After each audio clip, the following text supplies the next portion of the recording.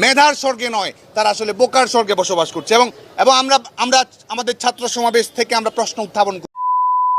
আসসালামু আলাইকুম বন্ধুরা, আশা করি আপনারা সকলেই ভালো আছেন।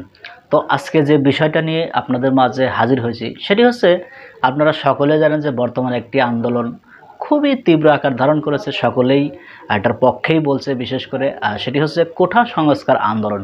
সকলেই চাচ্ছে যে এটা অবশ্যই কোঠা সংস্কার করা উচিত, কারণ অনেকে এই সুবিধাটি নিয়ে, যারা মুক্তিযুদ্ধের নাতিপুতি আছে তারা চাকরি পেয়ে যায়, কিন্তু যাদের আসলে মেধা আছে তারা চাকরিটা পায় না। তো এই কারণে অনেকেই বলছে যে এটা সংস্কার করা উচিত। তো এই বিষয় নিয়ে ছাত্রলীগের যে সভাপতি আছে তিনি হচ্ছে সাদ্দাম হোসেন, তিনি এটির আবার বিরুদ্ধে, যারা ছাত্রলীগ করে বা আওয়ামী লীগ যারা সরকার তারা এটির বিরুদ্ধে। তো তারা কি বলছে চলুন আমরা তাদের মুখ থেকে সে কথাগুলো একটু শুনি। মেধার স্বর্গে নয়, তারা আসলে বোকার স্বর্গে বসবাস করছে। এবং এবং আমরা আমরা আমাদের ছাত্র সমাবেশ থেকে আমরা প্রশ্ন উত্থাপন করেছি যে তারা আসলে চায় কি। তারা বলছে কোটা না মেধা, আবার গণমাধ্যমের বন্ধুদের কাছে তারা বলছে তারা কোটা সংস্কার চায়।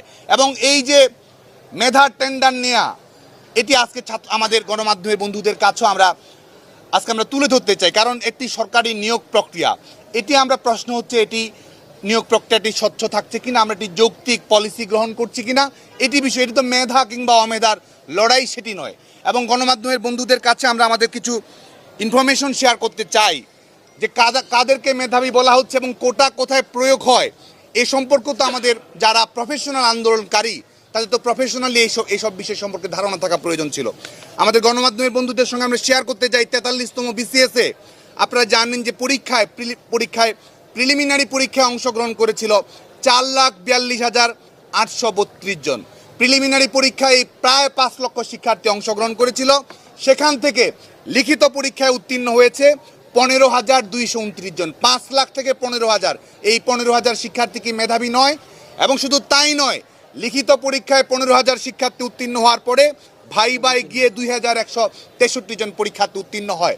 এবং যখন ক্যাডার সার্ভিসে আমরা তাদেরকে নিয়োগ দেই, ঠিক সেই মুহূর্তে কোটার বিষয়টি প্রয়োগ করা হয়। তাহলে এই যে 5 লাখ থেকে যে 15,000 শিক্ষার্থী, এসে যে 15,000 থেকে যে 3,000 শিক্ষার্থীর কাছে আরও নিচে শিক্ষার্থীরা নির্বাচিত হয়েছে, তারা কি মেধাবী নয়?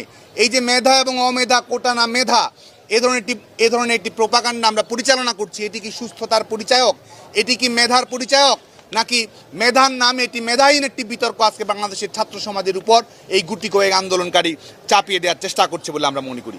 এবং আজকে আমরা বলেছি যে এটি তো একটি পলিসি ডিসকাশনের বিষয় এবং তাৎক্ষণিক যে সমাধান প্রয়োজন ছিল, আদালতের নির্দেশের মাধ্যমে ইতিমধ্যেই সেই তাৎক্ষণিক সমাধান হয়েছে। এই মুহূর্তে বাংলাদেশে কোথাও কোনো কোটা নেই। তাহলে তারা কি সরকারি চাকরির পরীক্ষায় অংশগ্রহণ করে উত্তীর্ণ হতে চায়? তারা কি চাকরিজীবী হতে চায় নাকি আন্দোলনজীবী হতে চায়? বাংলাদেশের ছাত্র সমাজের পক্ষ থেকে আমরা এই প্রশ্নটি রাখছি। এবং আমাদের অভিজ্ঞতা রয়েছে এবং এই অভিজ্ঞতাগুলো আমরা বিনয়ের সঙ্গে তুলে ধরতে চাই। 2018 সালে যারা কোটা বাতিলের আন্দোলন করেছে, যে আহ্বায়ক, যে ফোরামটি তারা গঠন করেছে, আমাদের কাছে তথ্য উপাত্ত রয়েছে, এই আন্দোলনকারীদের একজনও বিসিএস প্রিলিমিনারি পরীক্ষায় উত্তীর্ণ হতে পারেনি। এবং বর্তমান সময়েও সেই একই রকম বাস্তবতা আমরা পরিলক্ষিত করছি কিনা, সেই প্রশ্নটি কিন্তু আমাদের সামনে রয়েছে। এবং আমরা লক্ষ্য করছি এটি একটি সরকারের জন্য, রাষ্ট্রের জন্য অত্যন্ত গুরুত্বপূর্ণ বিষয় যে আমরা আমাদের প্রতিনিধিত্বমূলক সরকার ব্যবস্থা, সমতার নীতি, বৈষম্য নিরসনের নীতি আমরা প্রয়োগ করব। তারা মুখে বলছে বৈষম্য বিরোধী ছাত্র আন্দোলন, অথচ আমাদের বাংলাদেশে নারীরা যে প্রশাসনিক চাকরিতে 25% রয়েছে, প্রত্যেকটি সরকারি বেসরকারি চাকরিতে আমাদের নারীদের অংশগ্রহণ যে কম রয়েছে, নারীদেরকে সামনের দিকে নিয়ে এসে যে জেন্ডার সমতা প্রতিষ্ঠিত করতে হবে, বৈষম্য নিরসন করতে হবে, সেই বিষয়ে আমাদের ছাত্র বন্ধুদের, আন্দোলনকারী শিক্ষার্থীদের কোনো কথা আমরা দেখতে পাই না। এবং আমরা দেখেছি যে আমাদের বিশেষ করে 2018 সালের পরিপত্র জারি করার আগে আমাদের নারীদের সরকারি চাকরিতে, বিশেষ করে বিসিএস ক্যাডার এপিএসসির আওতাধীন পরীক্ষায় নারীদের অংশগ্রহণ ছিল 25 থেকে 26%। পরবর্তী সর্বশেষ বিসিএসে আপনারা জানেন যে সেটি 20%-এর নিচে নেমে এসেছে সর্বশেষ বিসিএসে। যে কারণে আমরা আহ্বান জানাচ্ছি যে আমাদের জেন্ডার সমতা প্রতিষ্ঠিত করার জন্য, নারীর ক্ষমতায়ন নিশ্চিত করার জন্য আমাদের যে নিয়ম নীতি থাকা প্রয়োজন, সাংবিধানিক সুরক্ষা প্রয়োজন, সেটি তো আমাদেরকে অবশ্যই রাখতে হবে। তাহলে কি তারা বৈষম্য নিরসনের জন্য আন্দোলন করছে নাকি বৈষম্য জারি রাখার জন্য তারা আন্দোলন করছে এবং আমাদের নারীদেরকে সমাজের প্রতিপক্ষ বানাচ্ছে, নারীদেরকে প্রশাসনিক নিয়োগ প্রক্রিয়া থেকে দূরে রাখার লক্ষ্য তারা চরিতার্থ করতে চাচ্ছে, সে বিষয়ে আমাদের গণমাধ্যমের বন্ধুরা অবগত রয়েছেন বলে আমরা জানি। এবং আমাদের বিভিন্ন জাতিসত্তার নৃতাত্ত্বিক জনগোষ্ঠী যারা রয়েছে, আপনারা জানেন যে এই 2018 সালের পরিপত্র জারি করার আগেও খুব বেশি বিভিন্ন আমাদের 50-এর অধিক বিভিন্ন নৃতাত্ত্বিক জাতিসত্তা রয়েছে। 20 জন 21 জন করে তারা আমাদের এই পিএসসির আওতাধীন বিসিএস পরীক্ষায় তারা অংশগ্রহণ করার সুযোগ পেত। পরবর্তীতে সর্বশেষ বিসিএসে আমরা দেখেছি মাত্র 2 জন পার্বত্য চট্টগ্রাম থেকে, একজন নিরীক্ষা ক্যাডার, একজন প্রশাসন ক্যাডারের সুযোগ পেয়েছে। তার মানে কি আমরা তাদেরকে আমাদের ইনক্লুসিভ সোসাইটি প্রতিষ্ঠিত করার জন্য তাদেরকে আমরা এক ধরনের প্রোটেকশন দেব না, যেটি আমাদের সাংবিধানিক অঙ্গীকার। এবং এটিতে আমরা সুস্পষ্টভাবে বলছি যে যিনি পরীক্ষায় ভালো করছে না, বাংলাদেশের আমলাতান্ত্রিক প্রক্রিয়ায় তার অংশগ্রহণেরই সুযোগ নেই।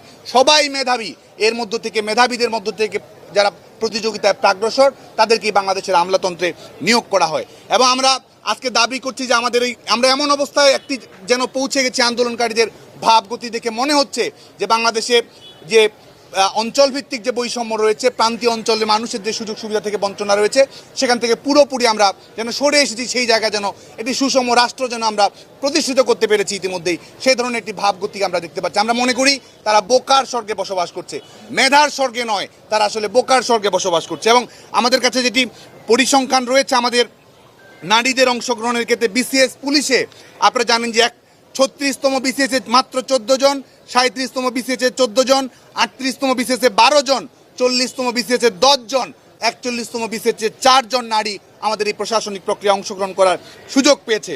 এবং পুলিশ সার্ভিসে যদি দেখেন যে আমাদের 41তম বিসিএসে পুলিশ সার্ভিসে 18টি জেলা থেকে কোনো প্রতিনিধিত্ব আমরা নিশ্চিত করতে পারিনি। 40তম বিসিএসে 24টি জেলা থেকে একজন পুলিশও নিয়োগ লাভ করতে পারেনি। এই হচ্ছে বাংলাদেশের। তো বন্ধুরা, আমরা স্ক্রিনে সে কথাগুলো শুনলাম। ছাত্রলীগের সভাপতি সাদ্দাম হোসেন তিনি কিছু কথা বলেছে, যুক্তি তুলে ধরেছে। তো আসলে এই সাদ্দাম হোসেনই নাকি 6 বার করে ফেল করে তিনি নাকি পাশ করেছেন। তো আসলে তার মুখে তো এই ধরনের কথাই থাকবে, এটাই স্বাভাবিক। তো এই বিষয় নিয়ে আপনাদের যদি কোনো মতামত থাকে অবশ্যই কমেন্ট বক্সে জানিয়ে যাবেন। তো বন্ধুরা, ভালো থাকবেন, সুস্থ থাকবেন, দেখা হবে পরবর্তী কোনো ভিডিও নিয়ে। সে পর্যন্ত ভালো থাকুন, আল্লাহ হাফেজ।